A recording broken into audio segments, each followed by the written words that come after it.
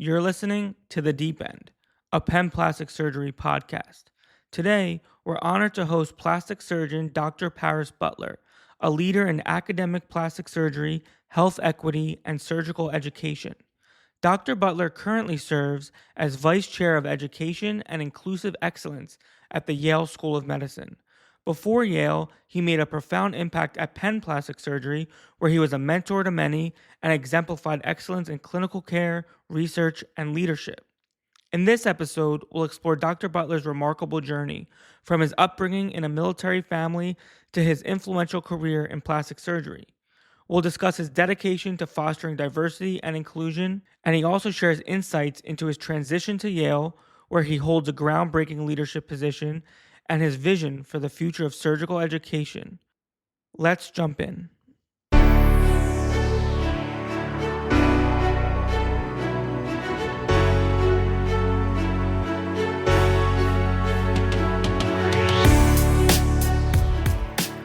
So I am so excited to have you, and I appreciate you finally responding to our email to be our guest. Dr. Butler, it's an honor to have you for many reasons. Number one, I consider you a mentor, and you were kind of the person that I went to when I really needed true advice. And if I were going to talk on script about you, I would say not only do you have the ethics, the just you're such a good person, but you clearly have such an exceptional early career in all that you do, even at Penn when you were super busy and an exceptional mentor to many. You now are at Yale, and we miss you deeply here, but we're so proud of everything that you've done there as the vice chair, both of diversity, equity, and inclusion, and now education. As I can know about you, you fill these many roles really well, and I know you're juggling it all. But long story short, thanks so much for being with us tonight. Sai, thank you so very much for the invitation. You're going to make me blush. I am honored that you would consider me one of your near peer mentors. We'll say that. You always grab the bull by the horns ever since we first met. And obviously, your training paradigm that I had the privilege of helping to take a part of, and then watch you from a distance, and then have you come back to Philadelphia as I was leaving. The people that have had the opportunity to play a role in your life are incredibly proud of you too. So again, thank you for the gentle reminder about replying to the email to serve as a guest on this awesome podcast. But I'm excited to be here this evening. Good. And before I ask you the first question that I really care about, that was my on-script introduction of you as a vice chair, a mentor to all. I guess my off-script introduction of you would say, you are the person I would go to if, God forbid, a family member needed care. And that's because I very much look up to you and how you take care of patients. I always have. And it taught me a lot of how I should be as an attending, both in my relationships with them, in the operating room, in my post-operative care. And so I thank you for everything that you taught me as a resident. But now the most important question of the podcast. Do you know what the question's going to be? Probably something about my Philadelphia Eagles. Yes. So I have become, as like any poor Philadelphian, I have become a hardcore Eagles fan in the few years that I've been here. And it's been an exciting season to watch, but I'm getting ready for my heart to be broken at some point. What are your thoughts? Are we going to make it all the way? So, as a diehard Phillies, Eagles, Sixers fan since literally age 4, so I say that my first hero is Rick Butler, my father, and my second hero was Mike Schmidt, closely followed by Ron Jaworski. So I literally have been showing my age a little bit. I know not on screen I show my age, but I'm showing my age a little bit by who my first heroes were. So I have been an Eagles fan for a really long time. And it was amazing when they had that breakthrough and won the Super Bowl a few years ago. And I had the privilege of being in Philadelphia at that time. So I'm confident if they did it once, there's no reason they can't do it again. I'm a huge fan of number one. Oh And man. I think Yeah. he's got all the skills, and I think he's got the EQ on top of it, which is obviously essential for quarterbacks. So I think we can do it. I think it was a good year. Why Yeah, not? and Saquon's been such an awesome addition. I Yeah. completely agree. Talk about a wonderful compliment. So yes, I think we can break through this year. Okay, good. Well, maybe the time that this podcast gets released will be like right before the Super Bowl. That would be phenomenal. We called it now. How about that? Yeah. Yes. So when you and I used to share a little bit about, Virginia and our hometown and where our family's from, et cetera. And I know all of that means a lot to you, your parents' influence, your family. And so tell me a little bit about your upbringing and your role of your parents and family in your kind of your early years that helped mold you into who you are today. So very proudly, I grew up a military brat. Said my father served in the United States Army for over 20 years as a military officer. He did ROTC, and he was first generation to go to college. And we moved around a lot when I was a child. So my mom and dad still happily married. They're closing in on 50 years, and Oh, wow. um, I've got two siblings who are 5 and 6 years younger than me. They I look joke. a lot like you, by the way. Thank you. Or I look a lot like them. Yeah, you're Yes. right. Particularly my father. I tell him he can't disown me ever. So we moved around a lot. I moved 7 times by the time I was in the 8th grade. Mhm. And lessons learned there were the fact that family was always first, and it had to be first because many times that's all we kind of had. That's why me and my brother and sister communicate weekly, if not daily, to this point in time, regardless of how busy we are in our respective lives. And I'm super proud of them. They all think I'm crazy going into medicine because I'm first generation to kind of do that route. My brother works for Google in sales, and my sister is proudly an assistant principal back in Fairfax County. So we're very close. That started because we moved so much and we had to lean on each other.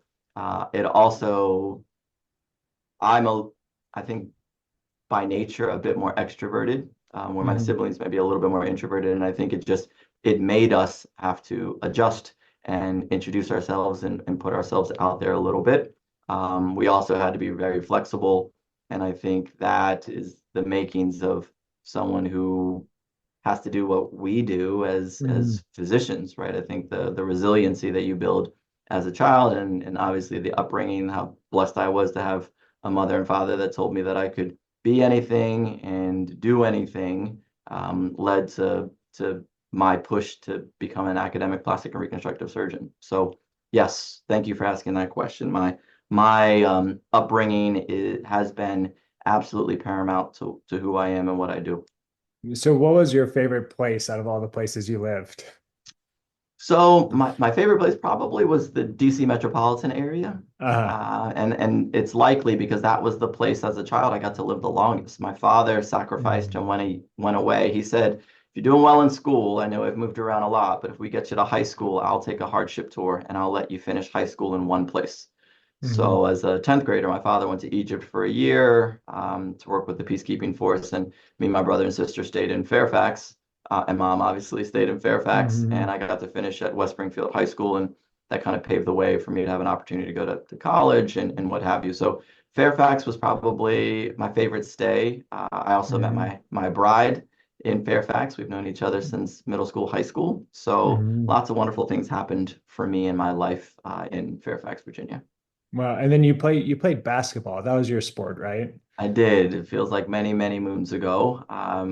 Sports was a big part of the Butler household. Yeah, still My is. brother still is, indeed. My brother and I were both privileged to play collegiate basketball. My sister was a collegiate cheerleader, and Mhm. we played anything that had a ball for the most part is what we did. So, yes, I played basketball at Roanoke College, which I think is one of the greatest liberal arts institutions in the country. A little plug It's for Roanoke it's College. beautiful, by the way. Beautiful place. Beautiful. Yeah, we call it a hidden gem Yeah.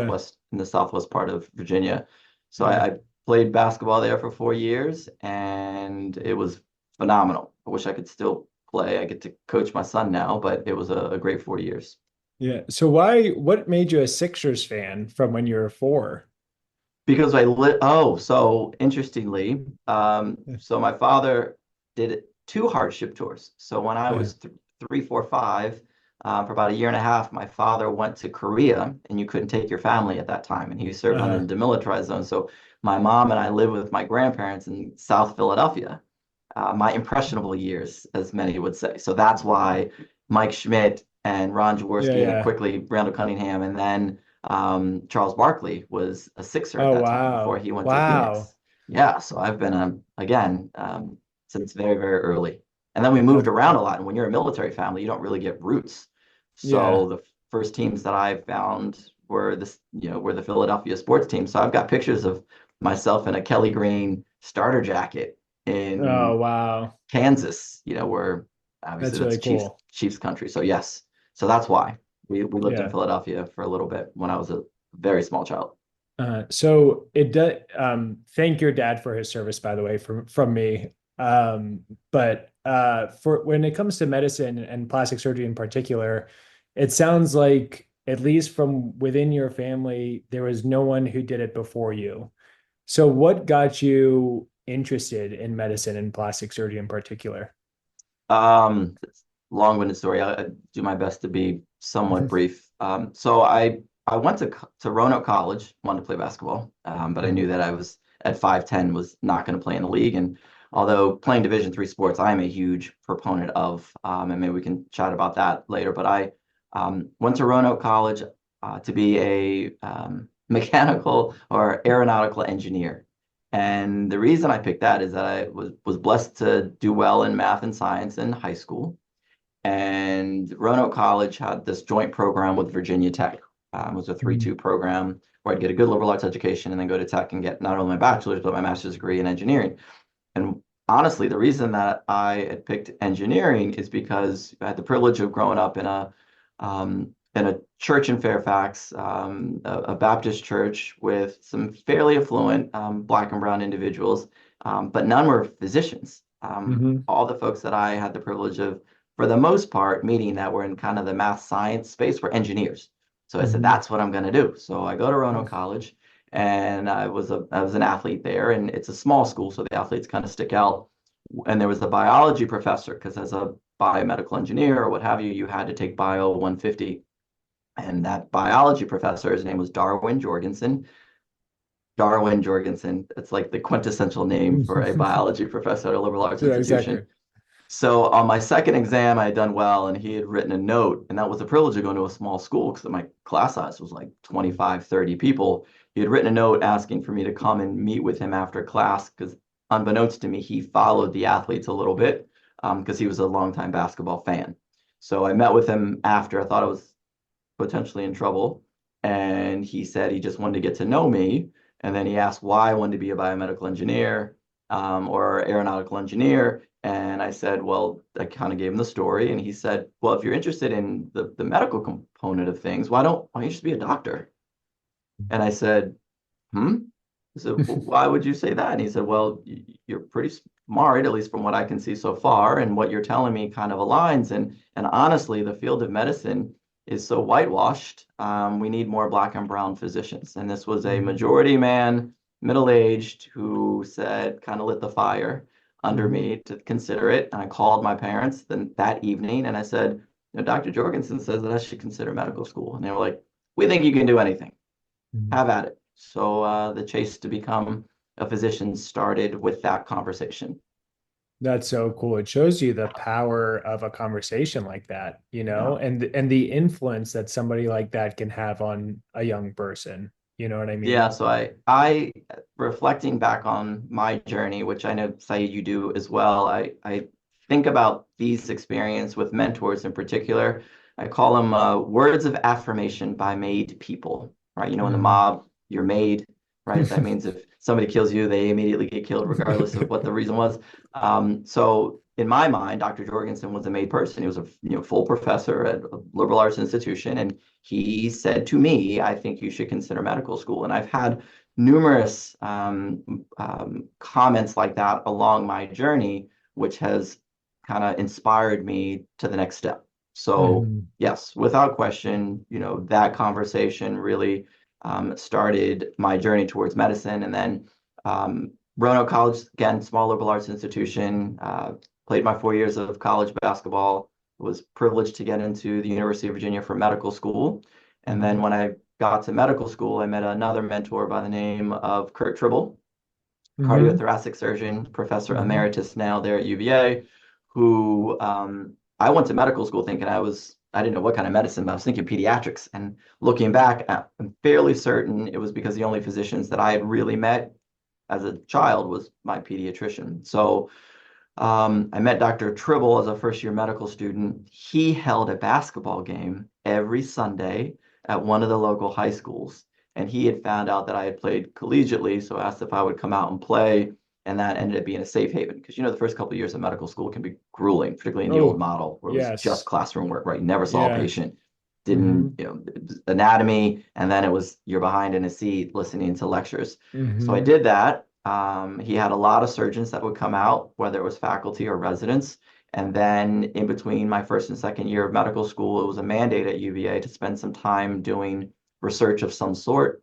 So he invited me into his cardiothoracic lab, where I was privileged to work with him and Dr. Crone and John Kern. And I did my first couple of scholastic work with them. And then I shadowed him one evening. I watched him do a heart transplant, and Mhm. I was amazed at one, the technical expertise, but also the team concept.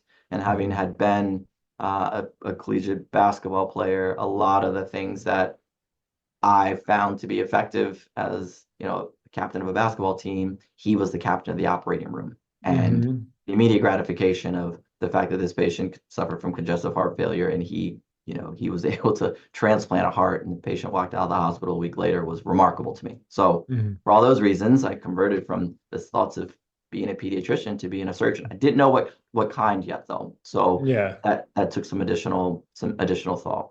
Yeah. And then when did you start to think about plastic surgery? So That's kind of like this. You and I know that's kind of like the stepchild it is. It of is. general surgery.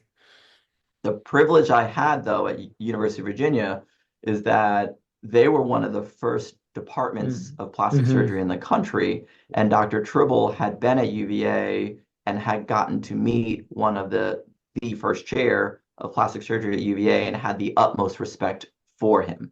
Mm-hmm. So when I was thinking, so a couple things. So one was that respect that Dr. Tribble, who was my mentor, had for the field, but the other was the fact that it didn't matter as far as early differentiation. Because when you were going to medical school, particularly below the Mason-Dixon, where I was during that era, general surgery was still the gateway to everything. There Mm-hmm. were still very few integrated plastic Yep. surgery training programs. Duke had just tried it and it Mm-hmm. failed. They went away from integrated, they went back to independent. Mm-hmm. Hopkins kept theirs, but again, it's a very small number of programs. So Mm-hmm. I remember thinking that I had to pretty much do general surgery to become either a cardiac surgeon or a vascular surgeon or a plastic surgeon, and those are the three that I was strongly considering. So I didn't necessarily have to decide, which looking back on Mm-hmm. it was a blessing. I feel Mm-hmm. badly for a lot of these medical students at this point. The fact Mm-hmm. that many of them feel like they got to differentiate when they walk into medical school. I had a Yes. medical student shadow me yesterday who was 4 months in. And the reason they shadowed me is because they were afraid that they were going to get behind if they were going to apply in plastic surgery. So, Mm-hmm. so I did not have to decide early. I became a general surgery resident there at the University of Virginia. And about my second year, we had some attrition. Again, it was an old school general surgery training program. There were a couple of residents that unfortunately didn't make it. And what happened is that Didn't make it. I had to spend an extra month on the surg-onc service. And the cases on the surg-onc service that roll downhill to the junior residents were the breast cases. So I ended Mm-hmm. up doing a lot of breast surgery with David Brennan and Annick Schroen. And David Brennan in particular kind of recognized the fact that I wasn't overly stimulated by Mm-hmm. lumpectomies and mastectomies and axillary lymph node dissections. So he let me scrub muscle sparing free tram with Cant-Lin. there at University Hmm. of Virginia when Dr. Lin was there, A craniofacial surgeon. a craniofacial surgeon, right? Because there was no microsurgeons Yeah. there for the most part. And I was convinced when I saw that operation because it combined a lot of things that I liked. So being on the surgeon service, I liked because I liked the patient population, particularly in the breast space. Mm. I thought that understanding cancer care, whether it's breast cancer or any other cancer, would make me a better reconstructive surgeon. I was thinking about vascular surgery, so having the capacity to put small blood vessels together also was very exciting to me. And then this concept of restoring form and function. I'd heard that phrasing early as a surgical resident, and it resonated with me. So that's when I decided, Saeed, I was all lined up to go into one of the cardiothoracic labs in between my second and Mhm. third year of general surgery. And I made the pivot. And then I got the news that if I was going to become a plastic surgery fellow or independent resident, I had to do research in a plastic surgery lab. And wound healing lab was not robust Mhm. at the University of Virginia. So I decided that I was going to go elsewhere to do my research, but they weren't going to pay for it. So then I had to figure out a way to get funding to go and do research elsewhere. So that's when I wrote a grant and a supplemental grant that could be attached to any active R01 in the country. And what I did is I ended up Googling, because Google had just really been a thing. Actually, no, I went to the NIH website and I put in keloids because being a Black plastic Mm. surgeon, I knew that that was a patient population that I Mhm. wanted to treat and would likely be expected to treat. So I Mhm. wanted to do my research in keloids, and there were three active R01s in the country at that time in the keloid space. And I sent an email to all three of the labs, and within 12 hours, I got a response from a Dr. Michael Longacre, who I'd never heard of before. And as a second year general surgery resident on call in the call room, I did my interview with Dr. Longacre over the phone, who, again, basketball played a connection because Dr. Longacre was on the 1980 Michigan State Championship basketball team with Magic Johnson, which he refers to Wow. as Irving. He never refers to him as Magic. Yeah. So we chatted about that. He said, "You sound like a good egg. I will offer Mhm. you this opportunity if you can make it out here." So I was single at the time, or at least Mhm. not married. Jen and I had just really started dating, and I found a place on. So I told obviously the UVA people, kind of signed in blood that if I went away, that I would return because they were convinced that I was going to go away and stay away. Mhm. And then I ended up taking the opportunity to go out to Palo Alto. I found a place on Craigslist when it was a thing, and sight Yes. unseen signed a written contract or a lease for a 400 square foot studio on top of a garage of a family practitioner Wow. in Portola Valley, California. Did you get free PCP visits? I did. They were wonderful people. They brought me in like an extra son. They had some children Oh, that were a that's little so bit older, nice. which was great. But then I did what I thought was going to be 1 year in the lab, which turned into 3 years in the lab, which was a phenomenal experience for me. And what a special person to work with. I mean, Indeed. Yeah. probably the top, one of the top, definitely one of the top researchers in our field for Yes, sure. he's one of the quintessential surgical scientists in the plastic surgery space, I think without question. Yeah. So what made you get your MPH? Because it was at that time, right? It was. I'm getting my MPH right now, by the way. I Yes, think and I told you that. yes, you did. I commend you for doing it. So for me, as a medical student, I started to have some concerns and have some interest in healthcare disparities. At Mhm. the University of Virginia, they do not have a school of public health. So I thought that that ship had sailed and I would never have the opportunity. So I go out to Stanford. Stanford does not have a school of public health, but they've got a good relationship with UC Berkeley's School of Public Health, which arguably is one of the preeminent schools of public health in the country. Mhm. And they were offering a 1 year scholarship and a 1 year program to anyone who had an MD or a PhD. Wow. So that I applied for that, was blessed to get it, and then had to convince Dr. Longacre that I was going to be as productive that third year as I was the first 2 years, which I Mhm. was. And that's why I spent a third year out in Northern California. So 3 days of, I said 3 days of pipetting in Hmm. the Stanford lab, and then 3 days of my MPH work, taking the Caltrain to the BART to get over to Berkeley School of Public Health.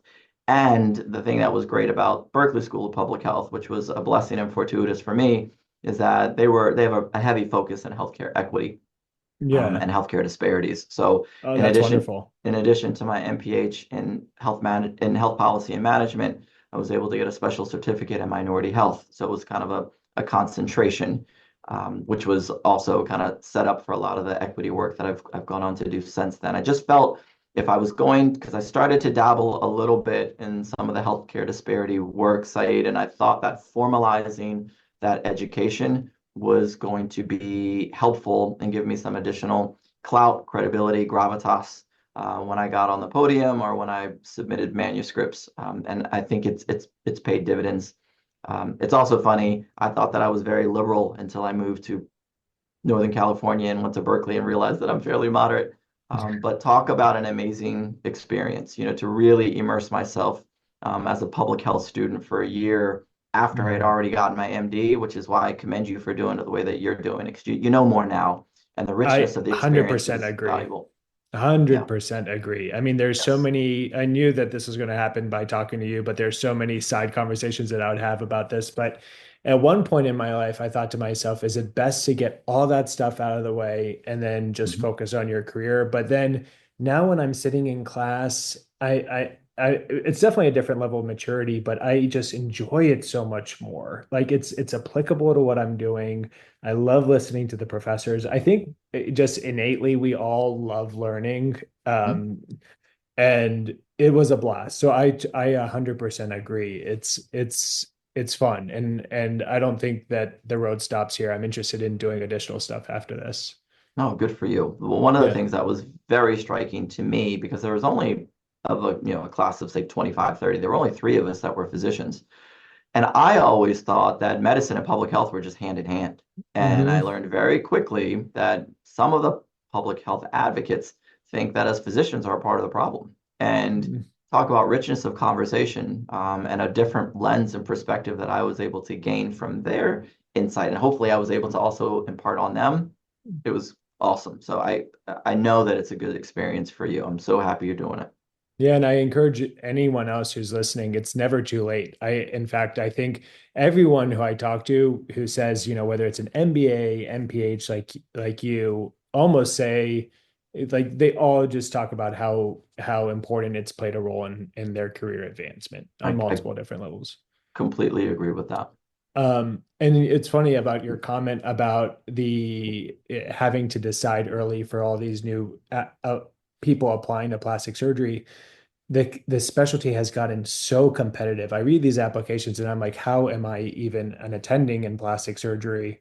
And there's a lot of pressure to make the decision early, and I'm sure you're the same way, but I'm starting to get emails probably bi-weekly, at least once or twice a month from undergraduate students saying, "Hey, I'm interested in plastic surgery." I'm like, "Well, good for you," because I had no clue, you know? Yeah, I think it's so wow. I've not received any from undergrads. Younger and younger in medical school. It used to only be the MS3s, MS2s and MS3s that would reach out and fairly regularly. But now it's literally a week after the start of medical school, I'm starting to get emails. And I think a lot of it is this scholastic arms race Hmm. where, now the metric is I've got to do research and I've got to have so many Hmm. publications in order to be considered. Um, Shout out to Jeff Janis and that group for that recent publication about the law of diminishing returns. Hmm. Maybe that will corral things, right? I think that Yeah. that manuscript about after you reach a certain number of volunteerism experiences or a certain number of publications or scholastic experiences, it doesn't really matter after that. So I'm hoping that that will stem the tide and that will cool things down a little bit because it's a total travesty. And I start out my mentorship conversations with these MS1s and 2s in particular that you've got a very unique and finite period of time to experience medicine at its grandest, right? Like I still remember, and I'm sure you do too, the couple of babies that I had the privilege of delivering or being on the psych ward and like truly immersing myself into those specialties. that if I had gone on thinking I was going to be a plastic and reconstructive surgeon from the jump, I know it would not have been as a rich as experience. No, So I hear totally you. agree. Yeah, Yeah. and it's funny. I try to impart the same when I'm like trying to teach my daughter something because I find if we force students to do research, they will never love it the way they should. Yeah. And I always tell somebody, I'm like, I don't care if you have 10, 15, 20, 30 publications. Do one, but really love what you're studying because what I don't and I've thought about this research project too. I have a feeling that there's such an arms race to get into plastic surgery that once you're in, because you've done it, then things kind of slow down and you don't really have the true love for the research. So I think we should just continue as a specialty to encourage people that it's not an arms race, it's not a numbers game. Just try to teach them to love research, love what they're doing. I don't know. It's definitely a topic that I find very interesting. Yeah, Um, again, I agree. I do think that the reason we historically had looked at scholastic contributions as medical students is because we were trying to get a little bit of a gauge as it pertains to who was going on to a career in academia and who was likely not. mhm, For me, it was, do you just really understand the scientific method?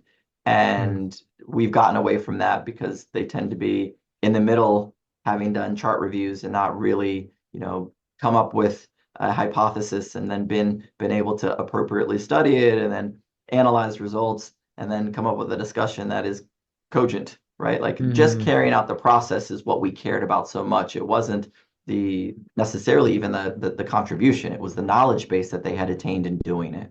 So mhm. I agree Yeah. with you. Um, so you were a product of the track, a proud product of the independent track. And we're talking about this at a time when a lot of programs are doing away with it. Penn is actually doing away with their track. This is the last year that we're interviewing people.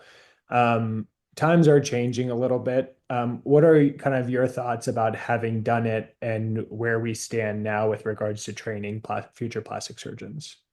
Feel very mixed about it, Said. We've had this conversation before. And I know Dr. Stiletti, your boss, my former boss, and someone I continue to admire. It was hard for him, I think, because he's a big proponent of the independent track, as I think you and I are as well.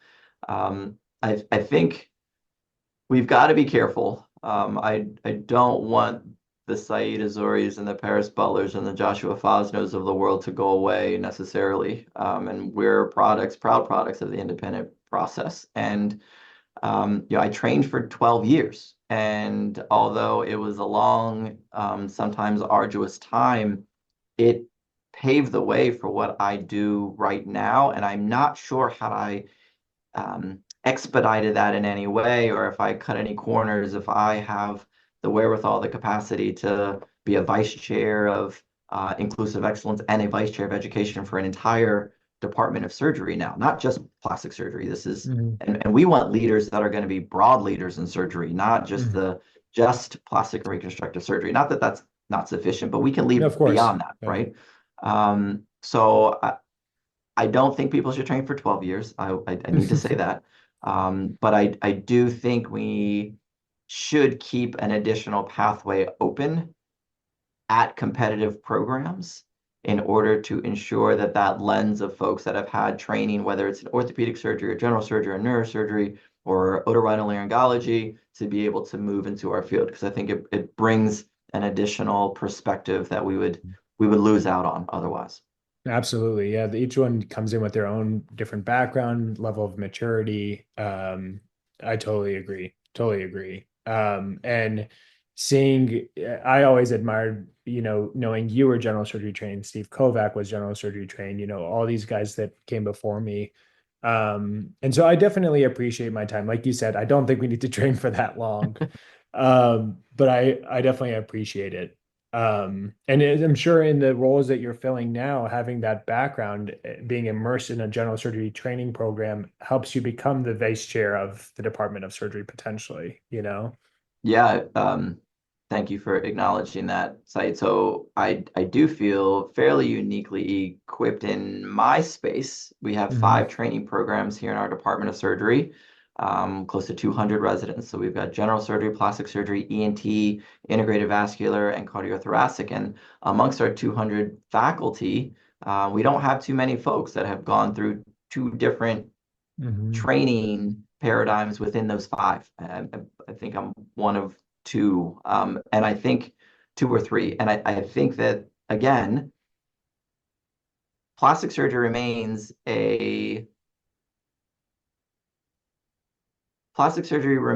within the confines of the house of surgery and will likely, I think it's easy to say will likely remain that way. There have been pushes in the last 25 years for department status.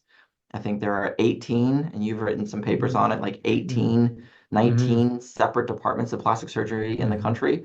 And there's 101 training programs. So that means the other 81 training programs are divisions within departments of surgery. And I think if we're going to contribute from a leadership standpoint, we have to be broadly educated, broadly trained, and have a voice. So again, if we have fewer and fewer that are fully trained in general surgery, carry their boards in general surgery still, as well as their boards in plastic surgery, I think it's going to be increasingly difficult to be able to take on broader leadership roles, right? There are only 2 or 3 chairs of departments of surgery now that are plastic surgeons. You've got Dr. Neumeister at SIU.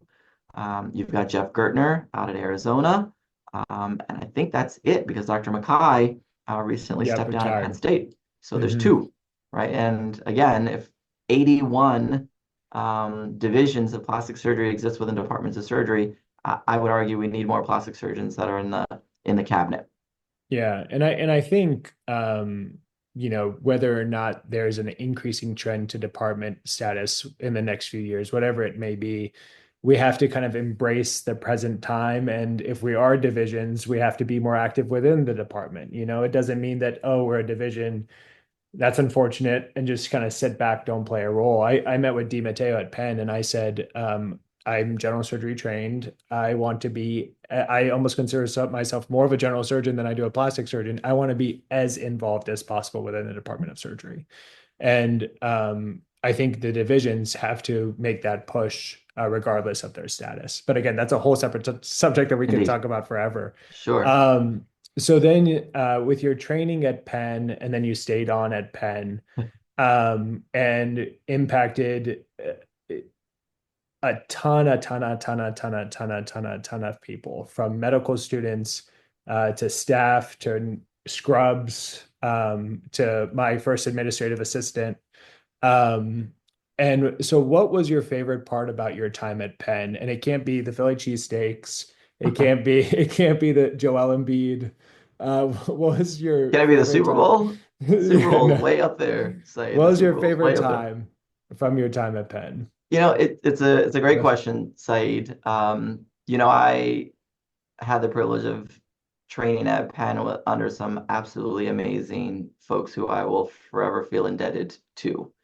So I think, as it pertains to my, Penn experience or being a member of the Penn plastic surgery family, as Dr. Stiletti would say, it was the people that invested in me, right? Like who I had the privilege of learning under and from, right? So Joe Stiletti, Scott Levin, Lisa Wu, Steve Kovacs, Suhail Kanchwana, the list just goes on and on and on. And I mean, that is what will always stick out. Yes, I also had the privilege of, training alongside some phenomenal residents, but my time at Penn as a trainee was only 3 years relative to, my 8 years as a general surgery resident at the University of Virginia. So my focus was really on, my final craft. I tell the independent residents that ask for mentorship, I say, you got to go into the independent residency this is finishing school for you,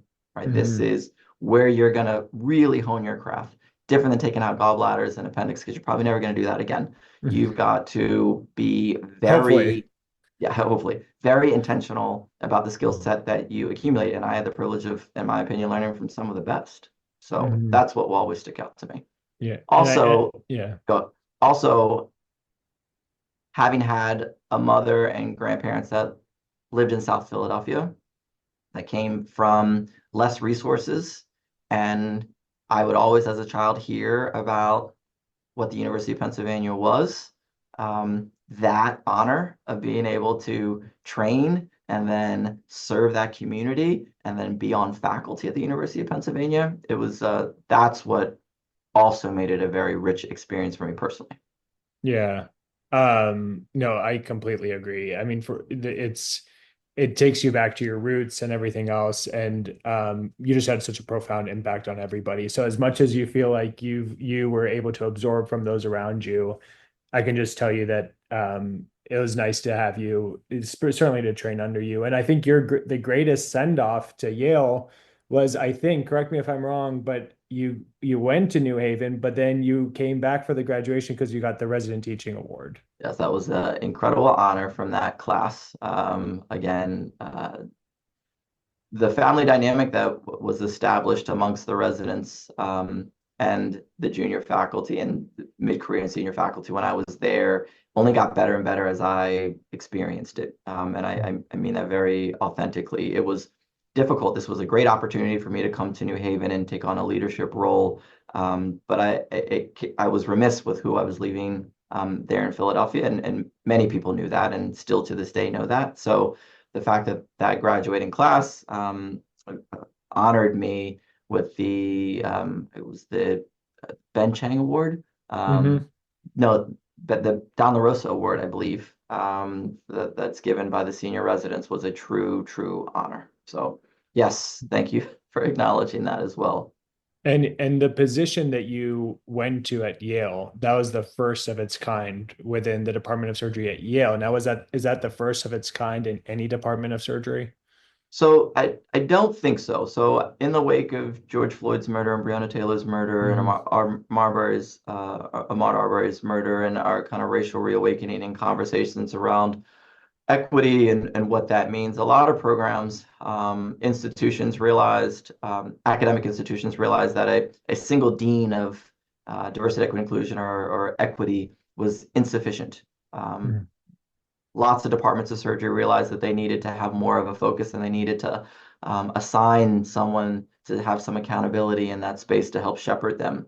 What was unique about Yale's Department of Surgery and Dr. Ahuja, my chair Mm-hmm. here, is that she did a national search for such a person, which Mm-hmm. that I am not aware of happening very often. And that was the only reason, to be completely honest, Saeed, that I considered it, because having lived in the space prior to all of that, I had a lot of trepidation about what DEI roles or equity roles really would mean for one's career, and Mm-hmm. how seriously a department would take it. But the fact that they did a national search and it could have been anyone selected agnostic of subspecialty, is what got me to listen and to be interested.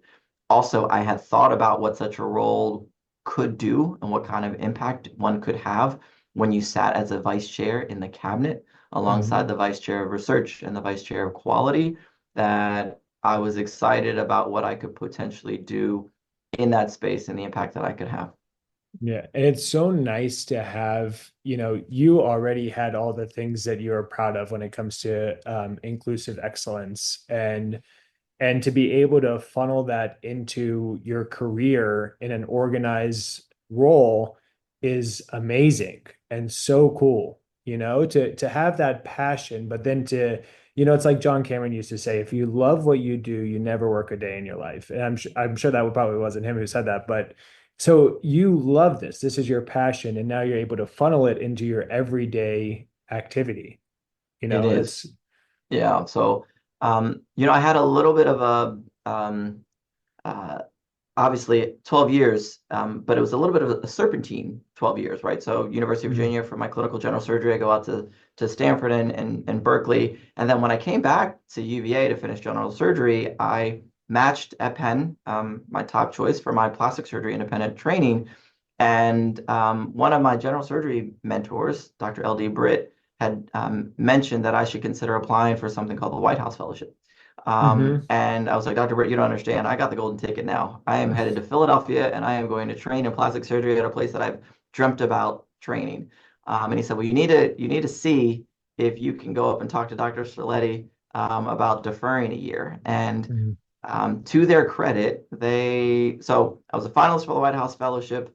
I went up to meet with Dr. Shaletti and Dr. Chang. I explained this experience to them. They said, this is a life-changing experience for you. You need to do that if Mhm. selected. We will save an opportunity for you. We have folks in the lab that we can move into position. So to their credit, they allowed me to defer my plastic surgery match. So I went to DC and I worked in the Department of Health and Human Services, specifically in the Office of Minority Health, helping to unroll the Affordable Care Act, which was brand new at the time in underserved communities. So Mhm. to be able to get that experience and then to come to Penn and be a plastic and reconstructive surgeon in an academic setting where I could use my scholastic and then the organizational medicine experiences that I've had, um, putting my narrative together could not have happened better. So, as you're alluding to, being able to tie one's clinical work and scholastic work and passions into one, I've been really privileged to be able to do that. And also it shows you truly the people who support you in doing all of that are the true mentors, the people that have your back or encourage you to do that. That's what really has shown me in the past, at least for me, who my true mentors are. Completely agree. And we don't even know what they say about us, and we nor should we when doors are closed, right? I think that's the real definition of sponsorship. It's funny we have, and I'm sure they come to you also, and as far as some of the students, and they're like, and I'm looking for a mentor and a sponsor, and I quickly correct them. I say, mentorship, yes, you can ask for mentorship. Sponsorship is something that is earned and something that happens with you without even really knowing it's happening. So. Yeah, that's cool. Knowing what a family guy you are, and how, not only your upbringing and your parents and your brother and your sister, but also your kids and your wife.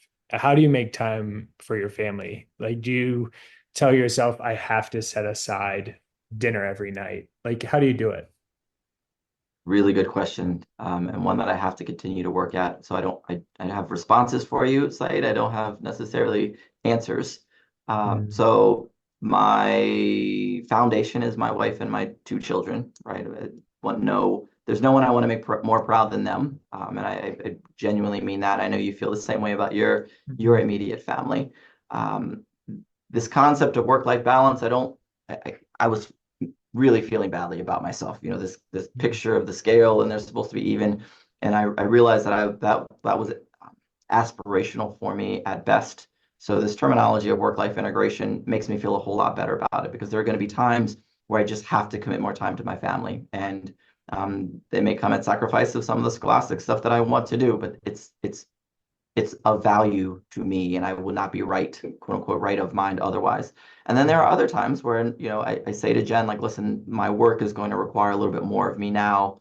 And thankfully, she is incredibly supportive of that. So I have to work at it and I have to remind myself on a weekly basis, say, like literally. So, when we're done with our conversation, I've got basketball practice tonight with Eli, who's 10 and Stella's 6.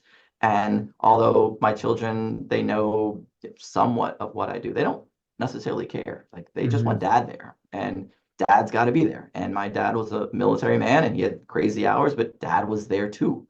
Mhm. So again, it kind of harkens back to your original question about foundation and what my upbringing has been about. And um, family has always been first, second, or has been second only to God. And I know personally that I won't be able to do the professional things that I want to do unless my family life is situated. Yeah, no, growing up, still remember how special it was. I mean, most nights, dinner with the family, Friday nights, maybe going out to dinner someplace local, Sunday, all of us going to church. And it's those bonding moments and how impactful they were for you and your dad and your mom helps us kind of recognize that we need to do this for our own kids. And so that they have that support and as they grow older. I completely agree. I Completely think agree. the devices make it more difficult, Said. Oh, It's grueling, right? And yeah. we have been blessed to get some additional opportunities and leadership. And obviously, you've got a busy practice. You're running a podcast. I know your phone's going off all the time, and then trying to just find ways to escape from it for a little bit. I'm convinced it's essential, but it's not easy. Yeah, you know what broke my heart the other night is I was sitting at dinner. I have dinner with my family most nights of the week, and the proud bath giver of my three daughters. It seems like I've been involved in that role. But I was sitting at dinner, my phone goes off, and I answer it, and my daughter looks at me and goes, "Dad, you always answer your phone at dinner." And then that just like struck me as, okay, I got to stop this. So now I've been trying to leave my phone in a separate room, even if it's a 15, 20-minute dinner just to have that time for them. Because also, I don't want to set the example for them that I'm on my phone. I'm constantly checking emails and things like that. Because then they're going to want a phone at some point, you know? Totally agree, 100%. Yeah. But two other questions we kind of ask everybody else. How much sleep do you get? And what do you do? What's your fun thing to do kind of in your spare time? So sleep 6 hours. So, and one thing that I have done that's kind of translated over to how I do this work-life integration. So my wife is not an early riser, nor are my children. So I just kind of keep my same sleep cycle going throughout even weekends, right? So it's 4:45, 5 o'clock that I'm up. I try to go to bed by 10 o'clock. So however many hours in between then I sleep. But I do that even on Saturdays and Sundays because if I still get up at 4:45, 5 o'clock, I get down to the computer. I've got 3.5, 4 hours of catch up that I can do, and it's quiet. I'm not getting paged by or called by the It's residents. amazing. It's phenomenal, right? So that has been one thing that has been very effective. If I can share that with the audience. Yeah. And I think one thing that's in your emails that I want to take at some point is if you get this email outside of hours, don't feel the need to respond. That is so important. And I may take that from you if you don't mind. It's interesting. So I'm not the inventor of that. I saw it on somebody else's, and I know what kind of crazy hours I have, and I don't want that expectation levied on those that feel like they quote unquote answer to me. So that's why I put it in my sentence. Some would say then just don't send the email. Another unique thing that I'm trying to work towards is that you can some of the emails, particularly ones that I sent to my administrative assistant, you can just put in don't deliver until Monday morning at Mm. 8 a.m. because I don't want them again checking their emails during the weekend. Yeah, no, those are good ideas. I'm the same way. And then what's your favorite surgical instrument and why? The iris scissor I love that. It has to be a good iris scissor though, because if has it's to a be bad iris scissor, as bad iris scissor, no, but a sharp iris scissor is my favorite. the black, do you guys have the black handled We have ones the at black Yale? handle here. They know which ones I like. I don't, thankfully, they're not overly used, but I just think the way that they were designed was brilliant with the curved iris scissor. Yes. Mhm. Well, LD Britt had his own instrument, and so you can have your own Dr. Butler iris scissor. Dr. Britt also has a statue in front of Eastern Virginia Medical Have you School. seen it? I have seen it, and it's Yeah, remarkable. So, it's remarkable. His yes, dedication to that school, he deserves, all the recognition he's getting. Yeah, without question, without question. yeah. Both you and I have benefited from it as well. So, Yeah. Well, awesome. I don't want to take any more of your time. This is honestly, it's been super, super enjoyable. I got to spend an hour just chatting, so this was a lot of fun. So thank you so, so much. And so many people are going to benefit from listening to this. thank you for the invitation, Saeed. Proud of all the things that you're doing. I'm honored to be a part of the roster of unbelievable folks that you're inviting on. Thanks again. Of course.